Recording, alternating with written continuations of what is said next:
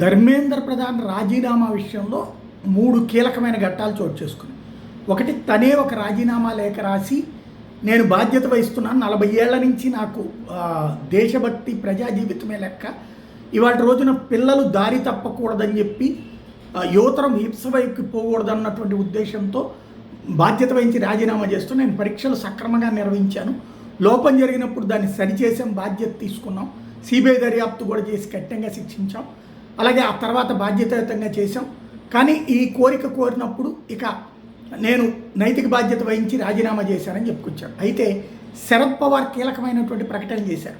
మొన్న ఈ మధ్యన శరద్ పవార్, సుప్రియా సూలే కలిసి నరేంద్ర మోడీని కలిశారు. వాళ్ళు పార్టీని ఎన్సీపీ, శరద్ పవార్ పార్టీని ఎన్సీపీలో విలీనం చేయబోతున్నారు అజిత్ పవార్ పార్టీలో అని అందరూ, దాంట్లో భాగంగా సుప్రియా సూలేకి మంత్రివర్గంలో చోటు, ఇదంతా ప్రచారం జరిగింది. అయితే ఇప్పుడు శరద్ పవార్ చెప్తున్నది ఏంటంటే, నరేంద్ర మోడీ ఈ విషయంలో ఏం చేస్తే బాగుంటుందని నా సలహా కోరారు, నేనే ధర్మేంద్ర ప్రధాన్ రాజీనామా చేస్తే బెటర్ అని చెప్పాను, దాంతో ఆయన రాజీనామా చేశారు అన్నటువంటి శరద్ పవార్ చెప్పుకొచ్చారు.